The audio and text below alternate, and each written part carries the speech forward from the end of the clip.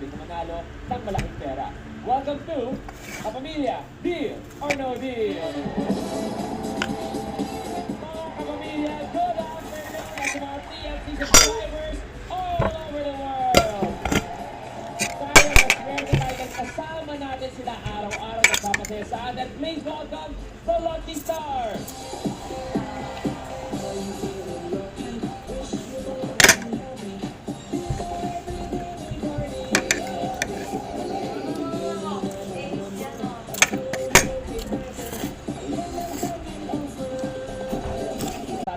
Good, saya yan. Ikaw, kamusta ka? Alam ko, sobrang happy ngayon ang pagkakapana ni Pupulo sa puso mo. Iba yung saya mo dahil lang yung minamahal mo siya for a few days. Pero ngayon, malungkot na ulit ako kasi he's back in the States again.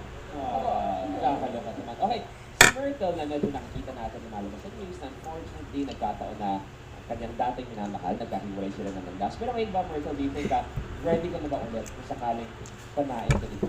Kung dumating yung tamang tao, why not, diba? Tatlong characteristics para alam ng mga tao na pwede sila sa'yo. Dapat syempre mabait. Bait. Tapos dapat may grace.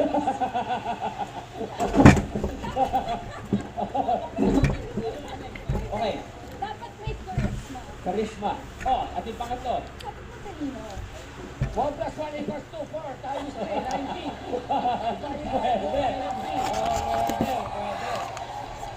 Teka lang, Eggy, ngayon ba meron kang minamahal at meron din nagmamahal in a romantic way? Meron naman. Gano'ng katagal na kayo? Occasionally. 2 minutes. Teka na, 2 minutes. 2 minutes kayo.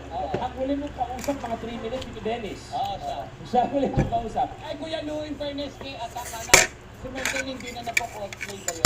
Oo. Siya ngayon, noon tayo na costume niya, penguin. Okay, let's get into natin sa heart ng usapan ang mag-asawang Lucky Stars natin. Nagsimula na lang sa rin mapanood ni Minister ang kanilang sa isang concert. Doon ang simulan lahat.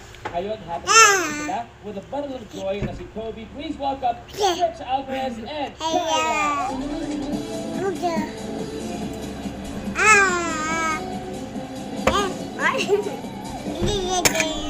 Good afternoon. Good afternoon. Welcome sa Deal or No Deal. Pinag-uusapan natin kanina, Matters of the Heart, love story.